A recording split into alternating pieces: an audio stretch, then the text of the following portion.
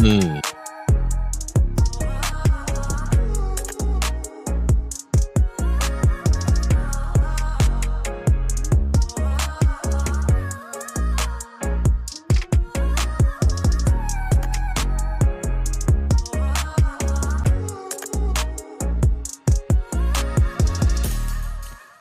Good evening, ladies and gentlemen. Welcome to another episode of Nightcap Knowledge. My name is DJ George Chuck. We are in the building. It is election day in Jackson, Mississippi. There are election day all over the place, man. I mean, honestly, there's runoffs happening in a majority of the places and spaces around Mississippi. We're going to talk politics tonight. Specifically, who will lead Mississippi's capital? Who will really lead Mississippi's capital? Jacktown. Shout out to all my Jacktown people, Jackson people. Tap in with us. Love to hear from you. Once again, ladies and gentlemen, every Tuesday at 9 p.m., make sure you give us a like and subscribe on Facebook, YouTube, and even over there on X and Twitch. Let's get into the episode. It's Nightcap Knowledge.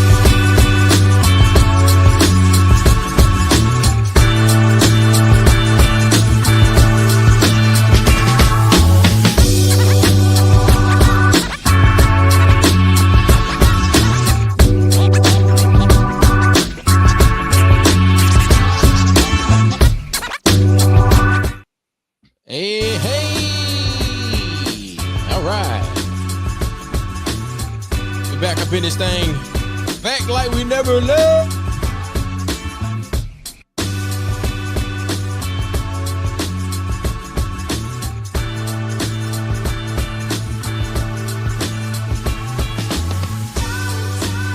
There we go. One time for your mind, one time for your mind, one time for your drinks, one time for your nightcap.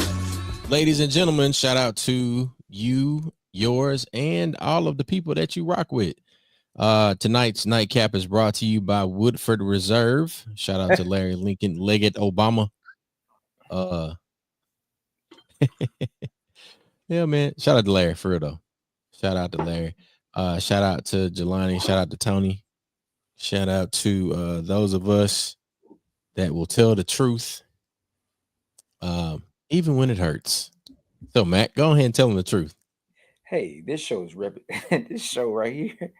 Buddy, I just saw something just popped up, Chuck. You can just go ahead and check WAPT Channel 16. This show is rated black and uncensored. Real talk, real issues, and real solutions. We're gonna tell it like a TI is, but boy, you can't even get it out, man. I can't get it out, man. When you see it, you hey. Let's see. All right, hold on now. Let's see. WAPT. Yep. News, Jackson, Mississippi. All right, Tuesday runoff election. That's what we're looking at. That's what. Yes, sir. All right. Yeah. News at 9. Why did that come up? the hell? Oh, that's on demand. Is what I'm supposed to be clicking on? No, 2025. Let's see. All right, Jackson 2025 municipal primary election results. Nope, that was from April 1st. Updated April 1st. Let's go to the main website and see what's on the page there. It's gonna pop up. Oh, it's gonna pop up. Hold on. Let me. I'm gonna let you help me out. Hold on. Let's see. We're going to share screen. And we're gonna share this tab right here. So everybody that's there with us, I see y'all lurking in the comments, lurking in the shadows. Mac, you tell me, am I clicking right there? Yep, the runoff election. And what I just saw pop up on the WAPT app, it says race for Jackson mayor. Horne defeats incumbent Lumumba in primary runoff election. Yep, that's what we're looking at right here. And it says mayor. Yeah. Lumumba had been seeking a third term, but he was unable to rally supporters to win the runoff election. Horne will now go into the June 3rd general election where he will face the winner of the Republican primary, runoff, and independent candidates. So that would mean that John Horne will be facing Kenny G. And what about, are there independent candidates that will file? Yeah, it was an independent candidate. Okay, they don't have them listed here. Well, so let's dig into it. We don't need that part up there anymore, so let's get that out of the way, Mac. Now, let's talk about the elephant in the room. Right. As I adjust my microphone. You turn around the black with no chaser. I got you. Yeah. So the elephant in the room is this. The only thing that I know to be true about John Horne is what I've witnessed in person and what I've read in the news. I don't know him personally. I do know that I learned a lot from who was supporting him and where they lived. All right. And I say that, and this is me not holding any punches. I'm not sure of what support that he's ever had from the people that I call close to me. Speaking of John Horne. I'm also not sure of what legislation he's authored that has been of support to me. Now, I know that the internet is a monster, so I'm gonna look up John Horne's legislative record. Are you okay with that, Mac? Yes, sir. Okay, because part of what we say, this show is black and uncensored, right? Real talk, real issues, real solutions. We tell it like a TI is. And the thing is, we often make a comment about our iron sharpens iron. So that means we got to be able to get rough, right? You got to say rough conversations and things of that nature. So it's just like, if you look at your demographics, if they say Jackson that a large percentage of your city is impoverished, people have different comments. You can say low income, some people say the hood, whatever you want to say, right?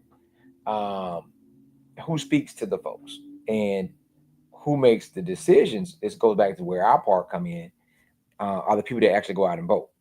So if majority of your city is at this level, and those people don't have a voice because they don't cast the vote, they don't go participate, but the other part of the city go and cast their vote, then the person that they pick for their leader is going to definitely know that their, things that they hold close are going to be represented, but the other folks might not. And then who speaks to them? And then the thing about it is, people that are in certain areas don't want to be there all their life. What are some things and opportunities that are going to get me out of that? What are some things that are going to help me be better in a better position where I can live better? And so those plans, got to be inclusive, meaning that how does everyone have a role to play, no matter where you are, where you come from, what your education level is.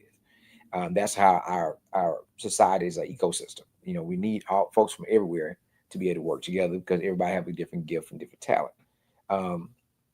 So that's a conversation. Now, the thing about it is now we know the person that has been the mayor for the last 2 terms are not going to be the mayor anymore. We knew how to get in contact with him, or either you knew people that were close to him. All right. So now you're starting over fresh because this person is about to pick whoever it may be, right? We could just say, we could say Horne because he's won the Democratic primary. He still got to go to the general, right? Correct. So and he had 17,000 votes versus Antar's 5,900. The Jackson Republican mayor's primary, there were, and this was updated 9 minutes ago, 97 votes to 56 votes. Yeah. So can I? Never mind. Go ahead. No, for real. Because so for those let's take the gloves off. So those who don't know, and I want to, I can't see anybody in the comments right now. I don't know if anybody said anything. Ain't nobody gonna say nothing tonight, man. Ain't nobody. There's never been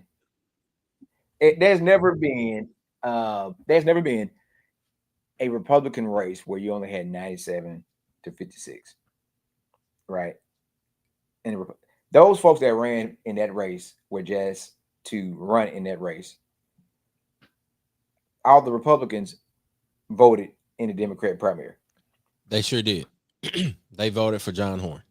That's well, and that's what we can say, speculate, right? But that's what I'm just saying is what they say on allegedly, right? Because I'm just speaking, right? I'm not speculatively speaking for one candidate or against another candidate, but we just talking about facts and numbers. So if the Republican Party, usually who shows up in large numbers and vote. Let me say this also, as you begin down that road, this is a tactic that I have employed myself.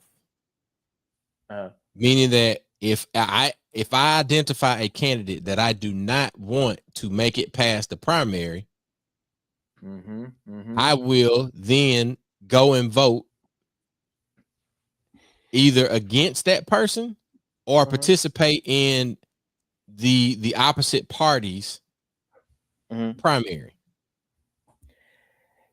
And so again, that's where they voted, right? That's where it happens. Now, this is how the minority, and the minority is anybody that's the smaller group out of the larger group, right? So if you say the demographics for Jackson is predominantly African American who predominantly votes Democrat, right? There's a small percentage of white folks who predominantly vote Republican. If the folks don't get out and vote, so if you got 25,000 registered white Republican voters, and only out of the 150,000 or so people in Jackson, right? And only 15,000 maybe black and white Democratic votes get out, then that Republican candidate wins because of the numbers. It's a chess move, right? So the question is, when it comes down to the general election, the same folks that crossed over and got into the Democratic Mm-hmm. Are they going to get into this? So let Right. me do a little history lesson for folks. Thad Cochran, before he transitioned, when he was running for his last race, he Yes. crossed over and asked for support, right? You It sure was, did. and the black votes came out because some of the some language changed, but to beat the person he was running, and I think it was Chris McDaniel, if I'm not mistaken, who he was running against, which was the Tea Party was going mad to get that vote to push him over because the Republican Party was split so bad. You Yeah. needed that black or Democratic vote to get you past where you were. So this is a strategy that's been done for years in multiple levels of government. The question is, where do the people true loyalty lies? Because once the mayor is sworn in, he's everybody's mayor, right? No Right. matter that's the thing that we got to get to the point of understanding And that, that's hey, my reason for titling, tonight's or yeah, subtitling tonight's episode, who will lead Mississippi's capital. Now, we call a spade a spade. I knew that Antar wasn't gonna make it out of this primary. A lot of okay, people knew that. That was my opinion. He wasn't gonna make it out. There were too many things operating against him. right, But right, the thing that was very, very telling for me was when all of the people from Northeast Jackson, Eastover area began to throw their support and their faces behind John Horne.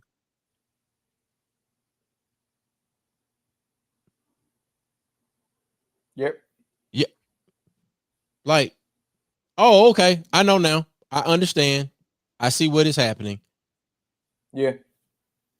Now, It's who will really lead the capital city? the true answer for that in every conversation should be the people. All right, It the should be the people people. Yeah. should set the agenda and what they want to see done, right? And not just have a vague conversation that we want things to get better. What things you want to get better? How? At what measure? What's the measuring stick of better? What are some of the small things? How long is it going to take to get there? There's so many different things you can say. Um, as we battle with federal job, uh, job issues, right?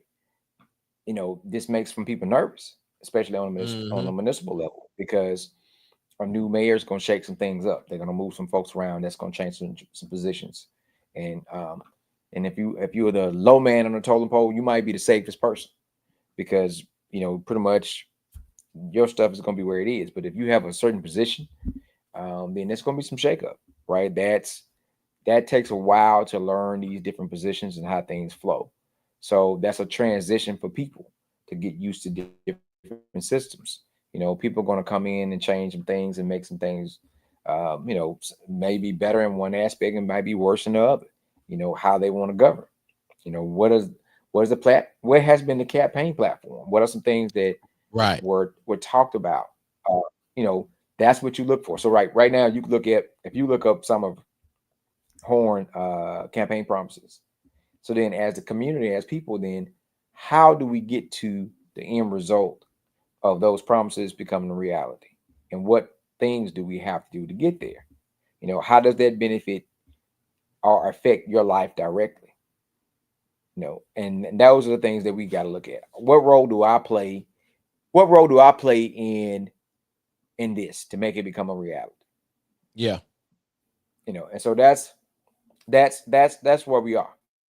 So now, hey, after tonight, we can be upset, we can be happy, whatever the case may be.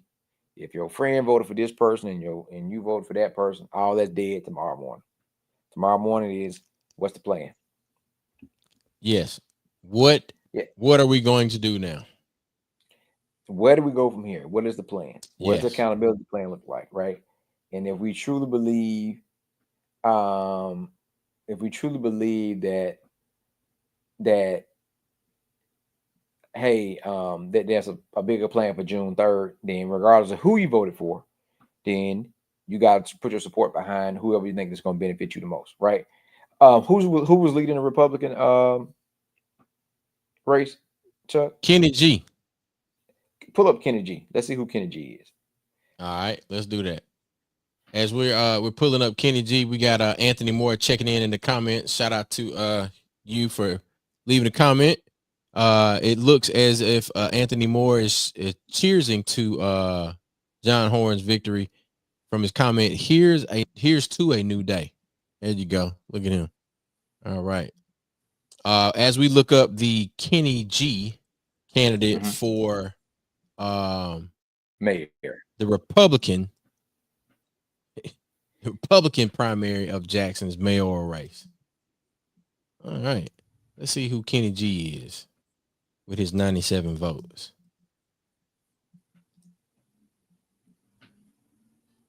All right, Republican mayoral candidate Kenny G joins two others. Oh,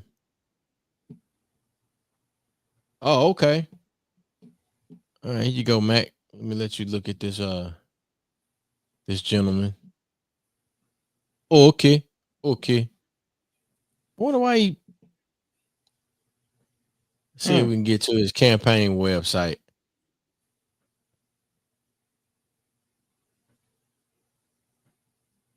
All right, he says stronger economy, safer neighborhoods, better quality of life. Yeah, you can't argue with that. I get it. I don't.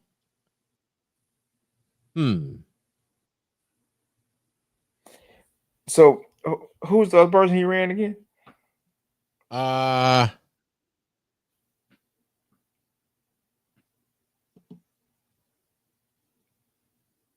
It doesn't say in this article. If you looked at the runoff, who was? Yeah, I looked at the runoff. Let me go back to. Well, I was getting ready to tap in on. Gulfport had a few runoff election results. But I can go back to that right quick. Let's see.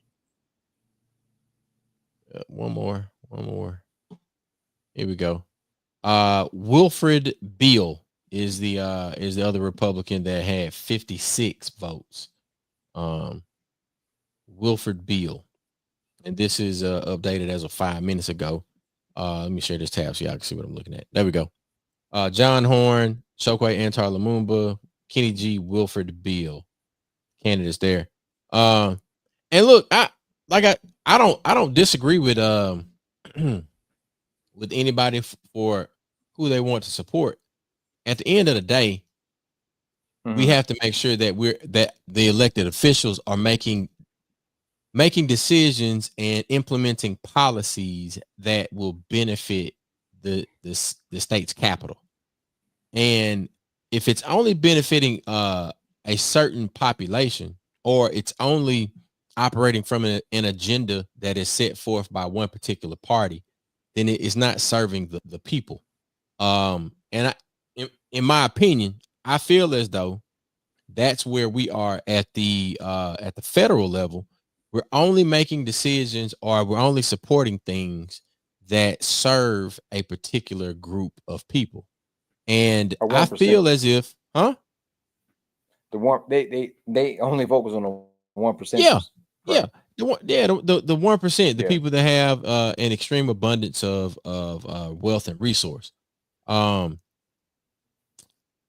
The thing is like, I own a home. I own almost out. Well, let me say, I have a mortgage on a home. I own a couple of vehicles. I try to manage my resources. I operate a business. I'm active in my children's life. Like all of these things are what respectable people participate in, right? How does it make you a good public servant when you make it difficult for folks like you and I to do the things that we know and like to do? On the federal level, that we don't have a public servant on the federal level. That was everything. There is what I There's no Anyway, serving other people at the in the Oval Office. Yeah. no. It's a group of folks that there's not for the common man to benefit, and we trade offs. We let certain things to be the trade off for catastrophic results, and Yeah. that's what we got to look at. Somebody said something that got your blood boiling or got you all hyped up, and then but I'm like, Yeah. yeah, but what's the trade off? What's the trade off of that? And it just I feel myself going into a Steve Rosman mode. So I just Hey, what I'm go just on channel your inner Steve Rosman? I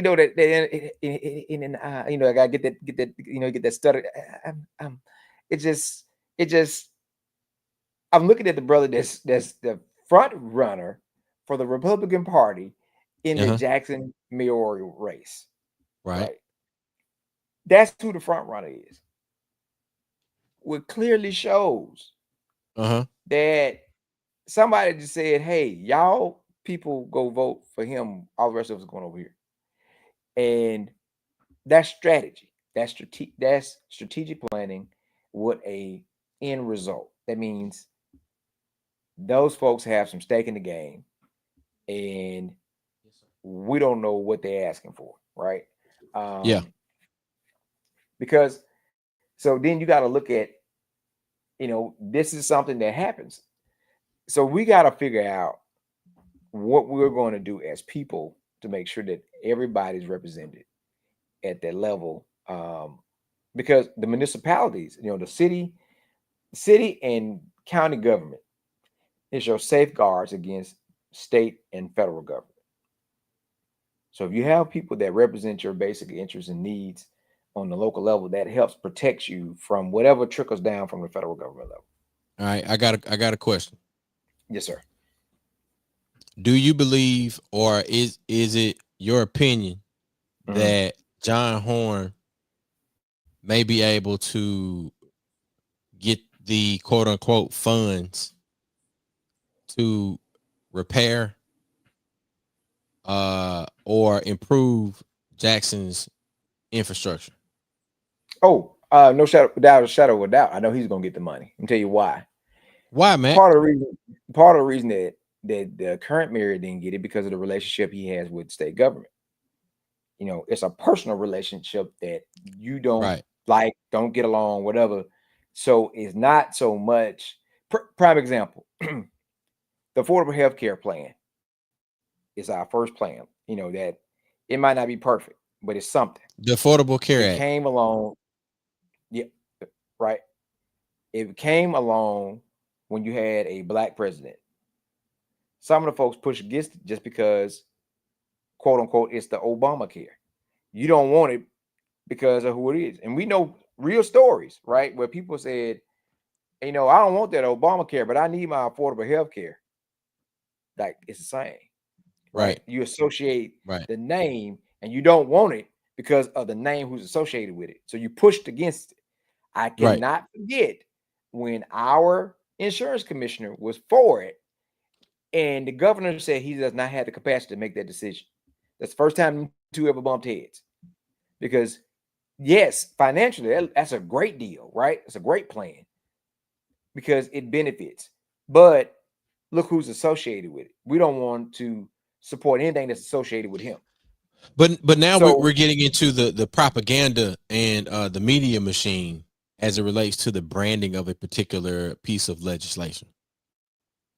So now I don't want you to like Coca-Cola because Coca-Cola is owned by some people from over there. Correct. So prime example. Some people change their narrative. Target changed their narrative. Target looked at Walmart and said, "Oh shit, we want none of that. Nope. We like colors.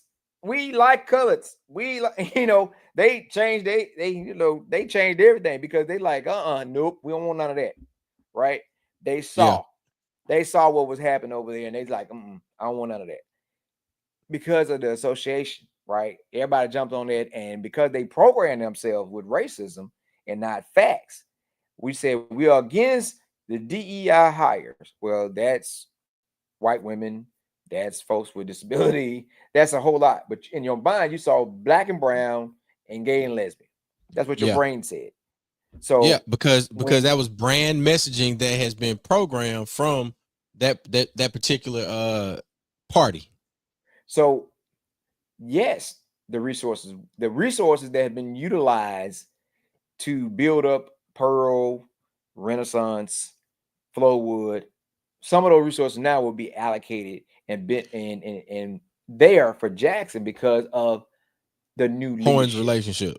Yeah. Well, Yeah. just more so the new relationship. It's just Yeah. because you didn't like this person, didn't want to work with him, whatever the case may be, right? You Yeah. know, all the shy jokes, a little sharp, little short punch, short jabs.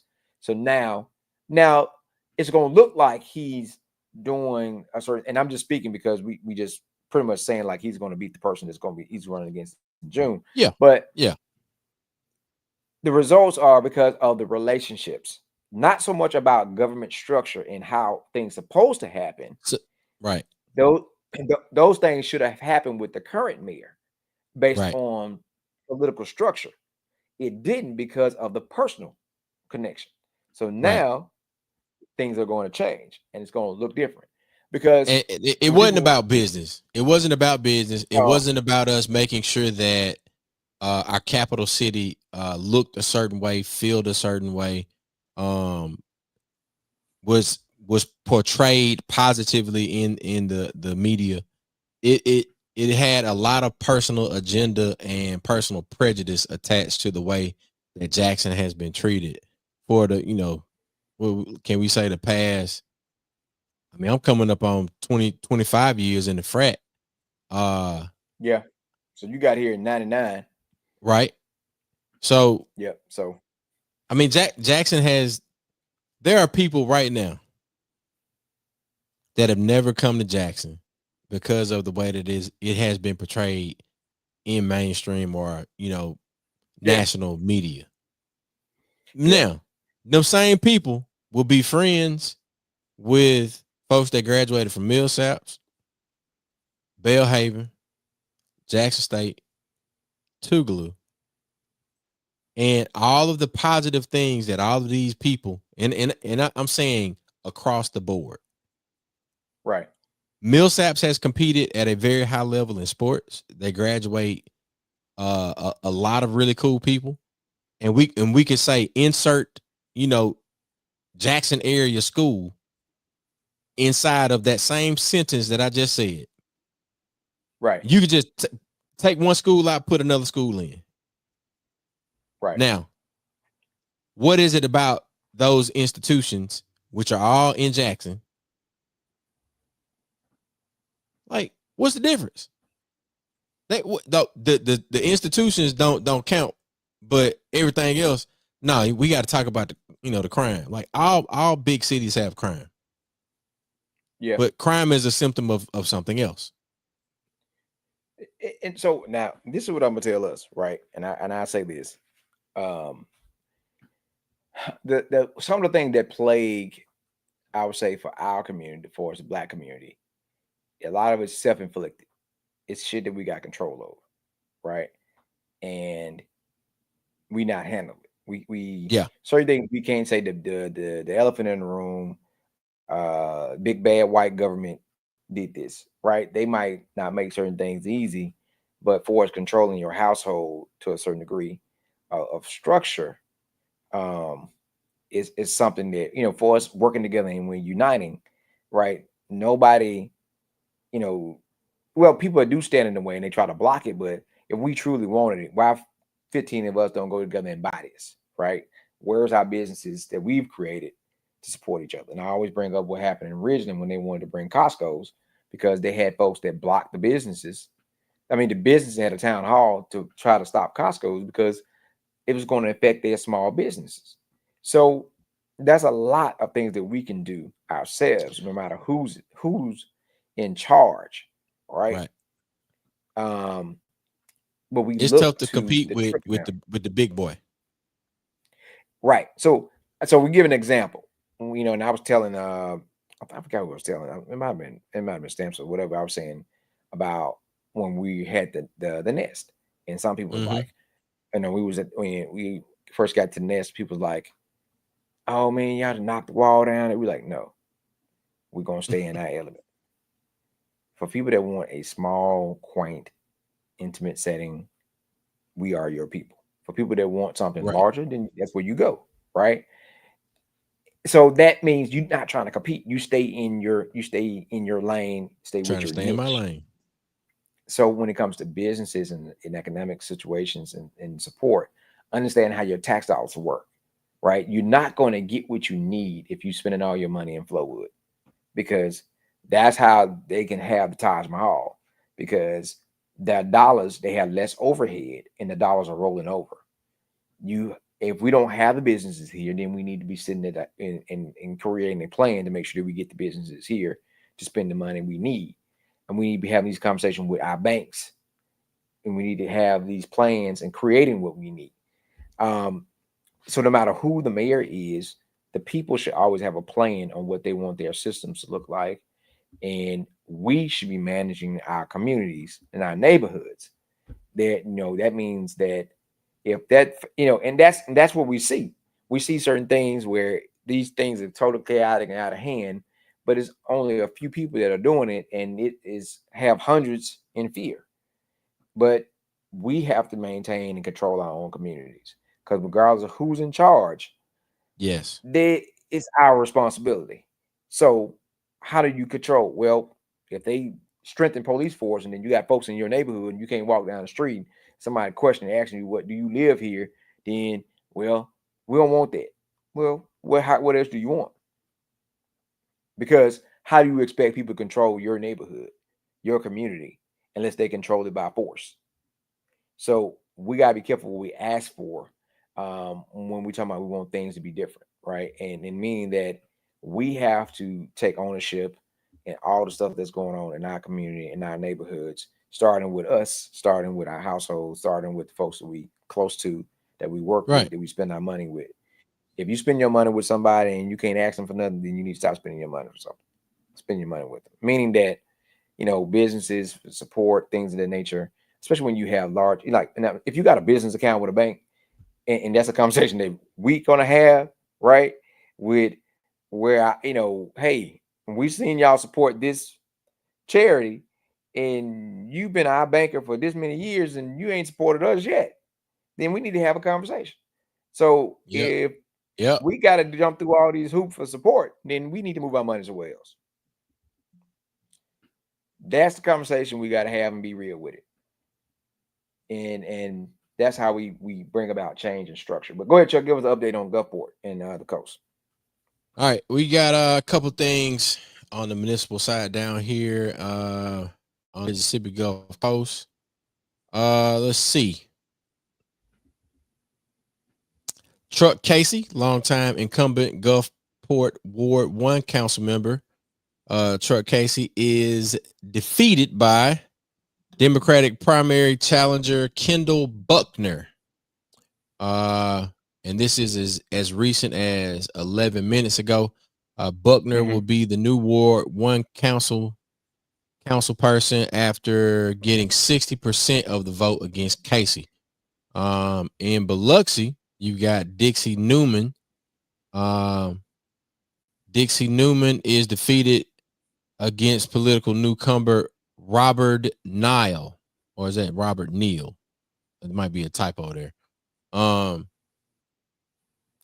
let's see. Neal got 61% of the vote. Looks like we got Sabir coming in too. Shout out to brother Sabir. So there are some things being shaken up down here on the Mississippi Gulf Coast. There was a couple of them I was hoping that I would have some more information on. Um, but yeah, Truck Casey's out. We got some newcomers coming in. Um, let's see, in Bay St. Louis, uh, Alderman. There's been a couple of races that are still yet to be determined. But Dixie Newman is one, and these were two Republicans over in Biloxi Ward 3. Dixie Newman owns a coffee shop in Biloxi. I believe She ran for one of them state senate seats too, but she's been defeated.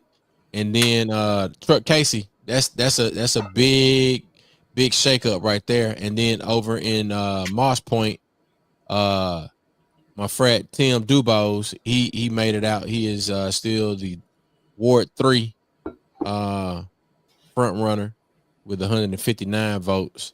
And then I'm not familiar with our folks over in Pascagoula, but Darcy Crew is the GOP, Pascagoula GOP winner for Ward 3. Now I'm gonna say this. The mayoral race is what I'm really looking forward to down here on the Mississippi Gulf Coast. We got Sonia Williams Barnes as the Democratic front runner for Gulfport mayor's race, and she has a great chance. She's also in the she's in the same chapter as Shallon, and I've done some work with her, and this is just me, saying what I've worked, who I've worked with, and what I've done. Sonia, she's a good business person, and she's been active on the front of speaking out against things that don't benefit Black people. Just to keep it a buck. So Hugh Keating is one of the city council people that stepped down to run for mayor. But Sonia will definitely be the front runner for the Democratic side, and Keating will be the front runner for the Republican side. There was another gentleman that his name was Ronnie Henderson. I don't think he really got a chance. I think it was more so of I'm using this, and I'm not saying anything's wrong with it, but I think he was using this to promote his business. I heard that he's a pretty good business person. He played basketball at LSU, played in the NBA for a while. He's the owner of KRH Enterprises, which is property development and management. So I think he's definitely an asset to the Gulfport community. I just don't think he was. And to our conversation earlier, I don't think he just had the relationships to make it out of that primary. So that's the Gulfport landscape. I can't speak to the other places and spaces along the Mississippi Gulf Coast that they are very, very red and Republican. So the places that you could see some changes, and this speaks to our point about strategy. Strategy in the county seats. You talk about county commissioner. You're talking about some of the races that are decided by less than 500 votes. Having a skilled individual that could run ads a certain way, that could do organizing a certain way, that could do that community building and relationship building a certain way, could change the political landscape across the state of Mississippi. From, to your point, Mac, from the municipal and local level. That's the real sauce right there. That's the real sauce. Like Mac had to jump off right quick. Sabir, let us get you to jump in and provide some of your comments, bro. Well, I mean, and definitely when you're thinking about how you're going to be able to do any kind of things in terms of how, like you said, mayoralships, and then of course when you think about like municipal is always going to be more. It's more potent, in my opinion. It's far more potent, and folks will be like, oh well, we'll do our voter registration drives. People have their own thoughts, and sometimes their grumblings about where they are in terms of larger races. We saw that with the students when we were showing the videos before. Remember, we were showing the videos and how the students were feeling about races and everything else. Some people were like, it's not very fun. Remember the one guy was like, we got two people in Yeah. So, but we want to take it seriously in terms of what it is. Your vote will always be far more potent, far more. It's almost like as if you had a good sauce, a barbecue sauce, it hits you right there. It's always Mm-hmm. going to be a lot more poignant and a lot more tangible when it's closer to home. And we hear that in terms of your city councils and your ward, your supervisors and your aldermen determine how things are going to be chopped up. Who's going to get in to get those different things to come in, whether or not that playground gets fixed or becomes a blight on the community. Whether or not you have a certain vendor that comes in and takes care of a certain municipal service that you're used to having going through all the time, like trash and everything. That determines whether or not that'll happen. And in certain things, it's different. Certain other offices may have the ability or the executive privilege to be able to make certain things in certain cases. But it's nothing to scoff at. We need to take it very seriously.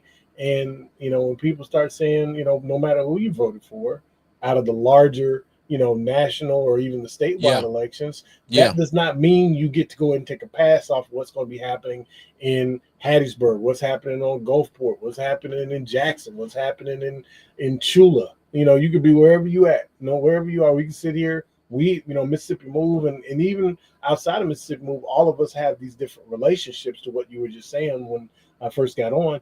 You got to have those relationships buildings, but kind of like that conversation we were having earlier.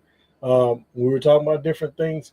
I was telling somebody that was feeling a certain way about a certain candidate. I was like, well, before someone steps up and says that, oh, if you elect me, this will happen or that'll happen and this will happen, like as if you waving a magic wand. When Yeah. I told that person in that conversation, I was like, look, before you can be a candidate, you need to first be a constituent. And before you're a constituent, you need to be concerned. It follows that route, not another way around. Not Yeah. like you wave a magic wand and all of a sudden you elect me and all this stuff's going to happen. No, no, no, no, no, no. Have some humility about yourself. Remember from whence you came, and then put in that sweat equity if and when you decide to run to be a candidate, and then if you're elected. Yeah. Yeah. But I think that what you just described is strategy that we've seen political parties and operatives employ. You move to a place 2 years prior to the election. Right. You entrench yourself in the community, and sometimes it's done genuinely. But most times I would say it is definitely a strategic thing that happens. We want to control this seat. Are you willing to move over there? Put the work in and position yourself to be a viable candidate for this particular position.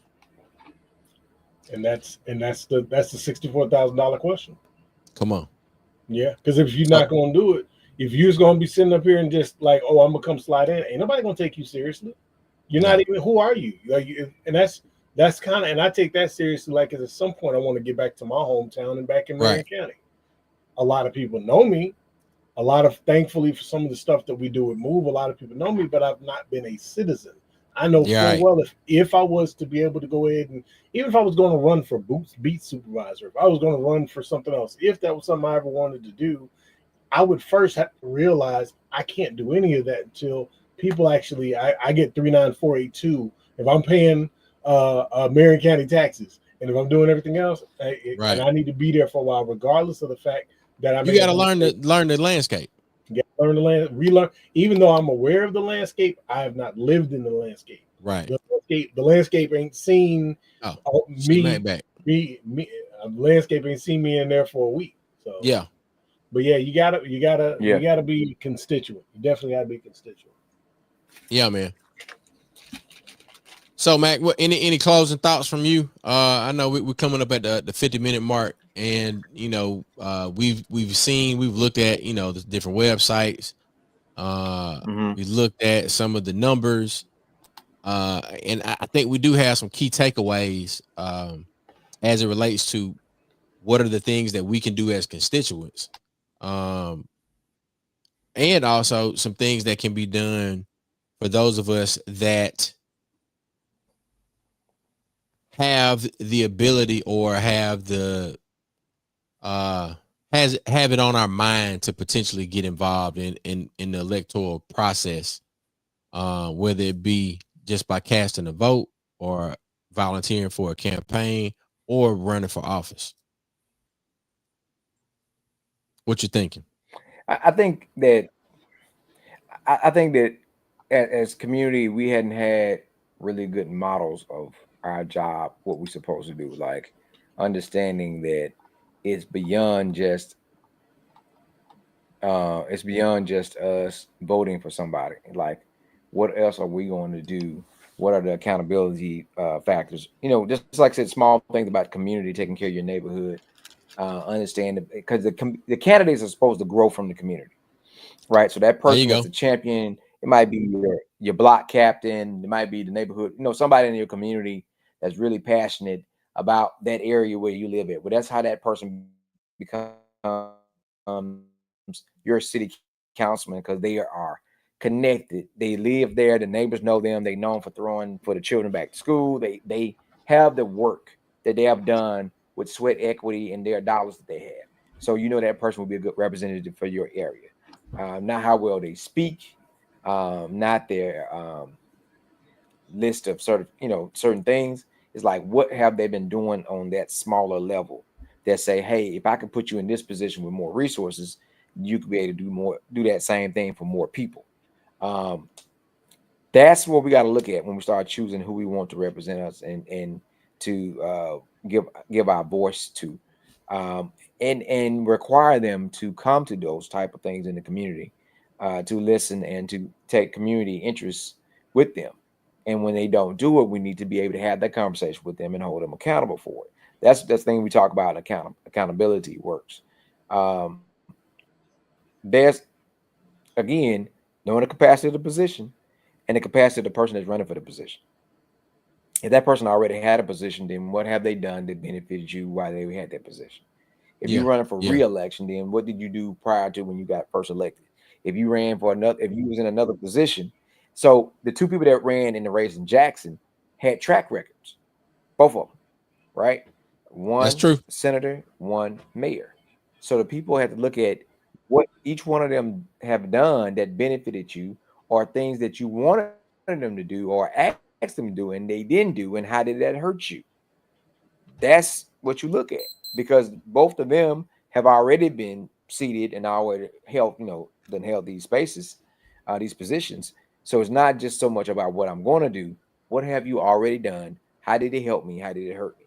What am Yeah. I going to do to help shape this new administration to make sure that it's beneficial to me and my people, my neighbors, your children, whoever the case may be?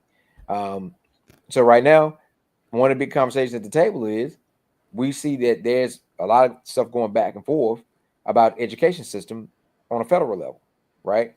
We know that on a state level, the education system ain't never been fully funded.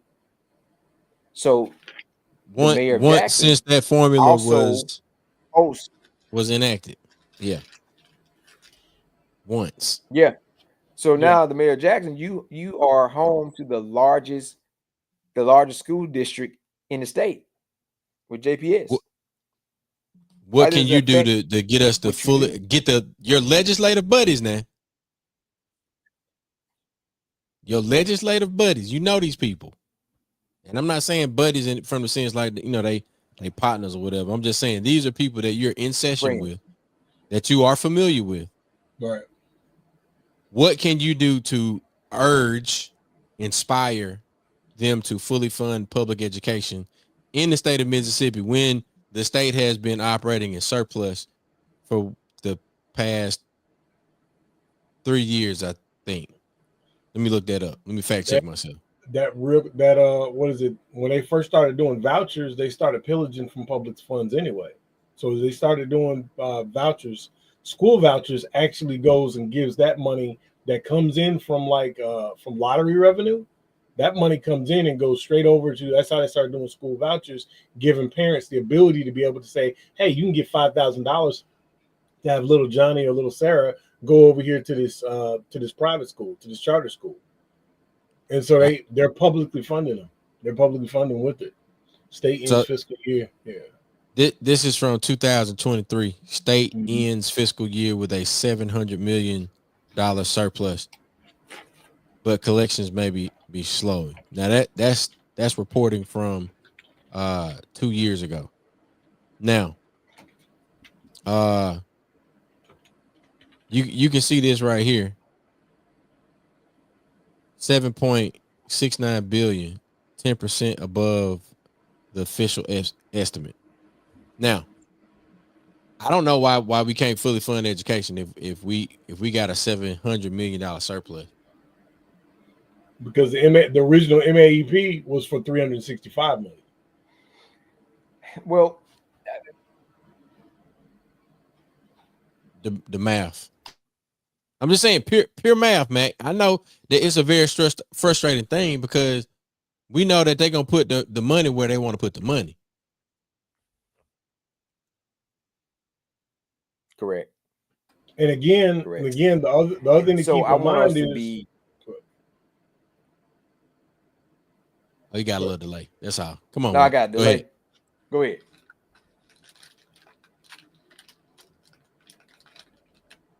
No. Go ahead. Go ahead. In is out. Okay. Well, so real quick. All right. So basically, the school vouchers, again, like I was saying, the school vouchers, that's kind of what's also pillaging and taking from being able to publicly fund.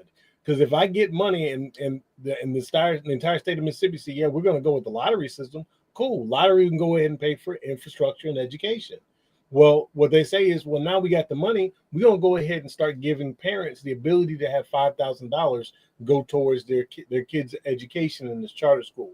We're going to let them make the choice to pull their child out, knowing full well they pull their child out. That's one less person. That's money coming off of public education. That's the false choice that was given. And parents didn't see it. Yep. Unfortunately, we got the wool placed over our eyes and we didn't watch for the hook. And now we up here looking up at the canvas wondering, why can't we fully fund education? We can, even though the money's in there. $700 million surplus. It just said that. But MAEP will never be fully funded again now that we opening up charter schools everywhere. Jackson has how many charter schools? We have as many charter schools as we do public schools. That money got to come from somewhere. You got people like Lynn Fitch. It's like, oh, we about to go ahead and try to find everything that they can to go ahead and try to pull things out. We got elected leaders that are saying we're gonna go ahead and pull as much money as we can. At the end of the last presidential campaign, we had I think it was. Oh, I don't want to go ahead and misspeak it. Found out that we had some money that was supposed to be coming from COVID money that was supposed to go to public funds, and Lynn Fitch did not want that to go through. She said, no, that needs to go to charter school. We're like, no, it's earmarked. You can't have it. And she made an appeal, and then she tried to go ahead and get it going through the Supreme Court. Ultimately, she lost. But she was big mad that money was not coming to charter schools. You get all this other money from charter schools. You want this money that's earmarked for COVID? From 4 years ago, you want this money. This happened last year. Yeah. We realized that we didn't get it. So it's a trip. And these folks is hawkish over it. They want every little bit. They don't care that you get something that's supposed to be coming from you. That's supposed to be, I want all of it. I want all of it. Even if this is little scrap or whatever in the larger piece of the ball, I want all of it. Give it to me. How much is ever enough for anybody? And especially, I'm speaking like, how much is enough when it comes to the people that are uber rich? The issue ain't the amount, Chuck. The issue is the principle. You're going to understand. So the next time you reach your hand over the table wanting those scraps, you're going to remember that your hand still hurt from me slapping you with that spoon. I don't care if it was table scraps. I don't care. It could have been several $1,000s. Don't come over here. It's mine. And it's mine because I took it off your plate. And if you come on my plate, try to do it, next time it won't be a wooden spoon. It'll be a cleaver. That's power and control. Yeah. That's what it's about. Yeah. Yeah. And we say that again, the connectivity of we watch billionaires pull funds from all the programs that support the people that are in need across the country to become trillionaires. Yep. And so for us, and I say this speak for culture, it's almost cancerous where we count folks' money and we say that, Chuck already got a good contract. He don't need another one. He don't need all that money. Why Chuck don't need it? If he can handle and do the job, why can't he have it? Somebody else need to get it, but they can't do what Chuck can do. That's something that we do. Where other folks is trying to be like Scrooge McDuck and swim in the money bin with their gold coins. And we think we know that makes sense. What? But so again, some of the things that we have in our community that hurts us, it starts with us. Only we can fix it because we caused the problem.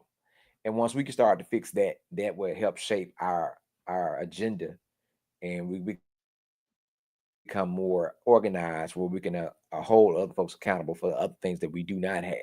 So we can stop fighting over scraps and at least get half of the damn, as folks say back in the day about the hog or the cow, you can at least get a hind quarter, right? You can at least get a whole leg, right? Versus just fighting over the scrap. At least you can get half of it, of what you deserve. So that's, if we make up almost 40% of Mississippi, then we need 40% of everything that comes across the table.